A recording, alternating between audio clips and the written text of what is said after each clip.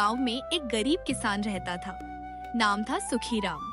वह बहुत मेहनती था, लेकिन उसकी फसल से उसे ज्यादा फायदा नहीं होता था। हर साल वह धान और गेहूं ही उगाता था, फिर भी उसकी गरीबी दूर नहीं हो रही थी। एक दिन सुखीराम बीज खरीदने के लिए बाजार गया। वहां उसने अलग अलग तरह के बीज देखे, कहीं सब्जियों के, कहीं फलों के। तभी उसकी नजर पड़ी पपीते के बीज बेचने वाले एक आदमी पर। वह आदमी मुस्कुराते हुए बोला, भाई ये पपीते के बीज ले लो। ये साधारण बीज नहीं है। इनसे उगने वाले फल बहुत मीठे, रसीले और देखने में भी बेहद खास होते हैं। एक बार लगाकर देखो, तुम्हें जरूर फायदा होगा। सुखीराम ने पूछा, तुम्हारा नाम क्या है भाई? वह आदमी हल्के से मुस्कुराया और बोला, मेरा नाम कृष्णा है। सुखीराम कुछ पल सोच में पड़ गया, फिर खुद से बोला, धान गेहूं तो मैं हर साल लगाता ही हूँ, लेकिन उससे कुछ खास फायदा नहीं हो पा रहा।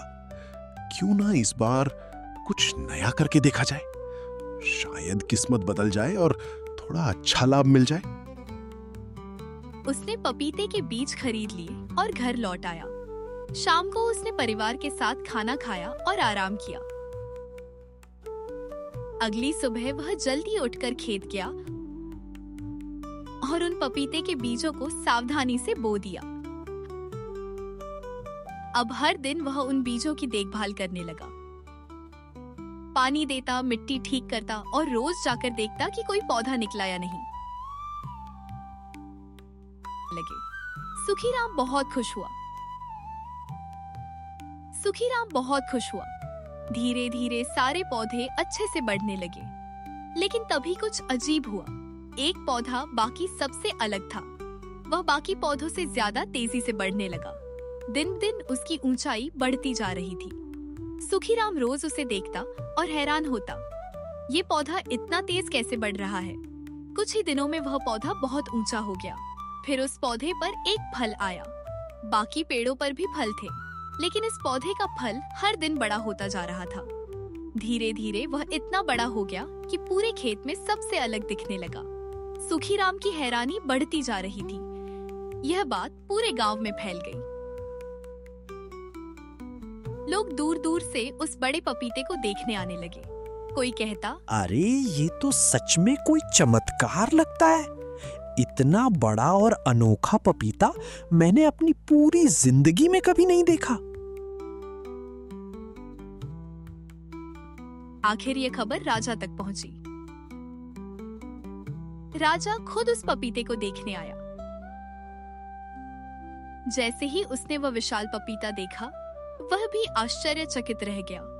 राजा ने कहा, किसान, क्या तुम ये पपीता मुझे बेच सकते हो? मैं तुम्हें इसके बदले जितना चाहूं धन और गहने दूंगा। महाराज, आप जो उचित समझें दे दीजिए, लेकिन जब इसे काटें तो मुझे इसके कुछ बीज जरूर दे दीजिए। राजा मान गया। राजा ने उसे बहुत सारा धन और गहने दिए। सुखीराम अब अमीर हो गया, लेकिन उसके मन में एक सवाल था, यह पपीता इतना बड़ा कैसे हुआ? राजा ने भी उन बीजों को अपने खेत में बोया, लेकिन वैसा बड़ा फल फिर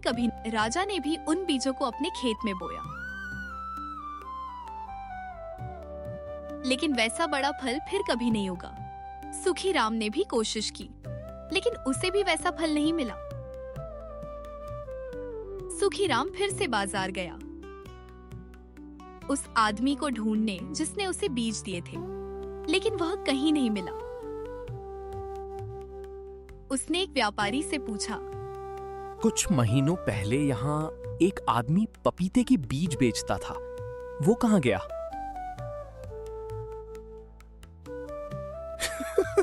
वो उस दिन के बाद कभी वापस नहीं आया।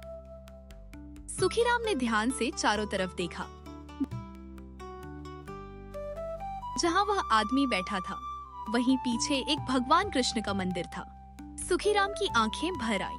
उसे समझ आ गया, वह कोई साधारण आदमी नहीं था। वह स्वयं भगवान कृष्ण थे जो उसकी मदद करने आए थे। सुखीराम मंदिर के सामने झुक गया और बोला, हे प्रभु, आपने मेरी गरीबी दूर कर दी। मैं आपका हमेशा आभारी रहूंगा।